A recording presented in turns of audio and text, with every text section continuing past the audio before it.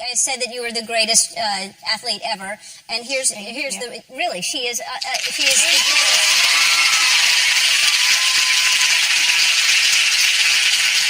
And I have proof. You've won 22 Grand Slam single titles. That's 6 U.S. Opens, 6 Australian Opens, 3 French Opens, 7 Wimbledon Opens.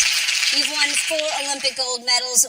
With Venus, you've won 14 Grand Slam doubles. You were ranked number 1 for 186 consecutive weeks, which ties the longest run in women's tennis history. You were the first African-American woman to win a Grand Slam since 1958.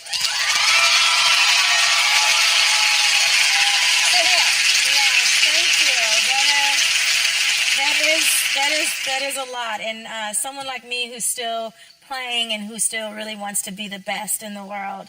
I never really read that stuff, and I never really think about it because where I come from, right here in California, Compton, in fact, it's really, I've come a really long way, so I'm so grateful for this. I'm sure you don't, because that's just been your life, but to hear all that at once, all those accomplishments, and you've had some injuries, and you've had some losses, and I watched the documentary, and to see that you were sick, and you had to go out, and I mean, how do you overcome things like that that are mentally draining for you? It isn't easy. In the documentary, it was called Serena. And you should see it. I was being really creative. Yeah. It was actually really great because I was so sick. I literally thought I wasn't going to play. I was like, there's no chance I could play, and I played. And the next day I was like, okay, at least I'm going to be better the next day. The next day I was worse. And it kept going like that till literally the final. And I'm like, how am I still in the tournament? After the semis, I was in the locker room crying because I said I didn't want to win. I was like, I didn't want to win this match. Like, why did I win? And, that's how much pain I was in. But, I just lived to survive another day, and it worked out. So I feel really good about it. The documentary, so Portia and I are sitting there watching the documentary, and then there's a part in there where you're dancing, and you're dancing with your friend, and you're like, I'm going to do this on Ellen. And I'm like... Oh, is it now? Yeah, I think now, yeah. Whenever you want. Yeah, no. We have this, because it's a long story. We have a dance team, and actually me and my sister Venus, we come together every year for like a big family event, and we have dance teams, and so we compete against each other. There's a few other teams as well. My particular team, which is the Kryptonians, we always say that one day, hey, there's our practice. Hey, let's see.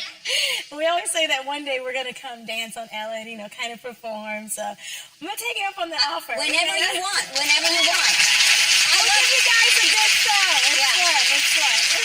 But you're an amazing dancer, because I saw you in Lemonade, in Beyonce's film Lemonade, and then you went on stage with Beyonce. Yeah. What's that like to go on stage with Beyonce in front of all those people? Well, it's a lot of pressure because you don't want to mess up. B is so great. She's such a wonderful performer, and I've performed tennis-wise in front of thousands of people, but not like crowds that huge. So all I could think was, Serena, don't miss your note. Don't miss your note. And what did I do? I missed my note. Oh, no. Like, dang it. But then I was like, okay, this is so fun. I don't want to leave. So I was trying to stay out there extra beat, but eventually they told me in my ear, Serena, get off the stage.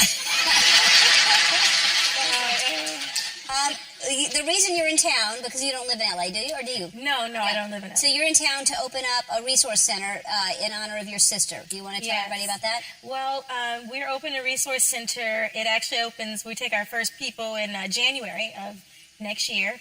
We did I call it a soft opening just this weekend. It was me, myself, Venus, and our whole family. And so we opened this resource center called the Yetunde Resource Center. It's our sister who died of senseless violence, and it really affected our family a great deal.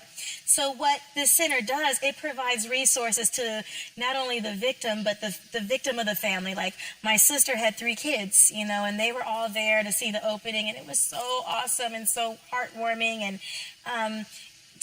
my mom really took a big role with her kids and my nieces and nephews, and if we didn't have that structure, we don't know what would have happened. And there's so many people, especially in Compton, that die every single day, that we want to be able to help those families. So the Yetunde Price Resource Center is going to be available for people to go there and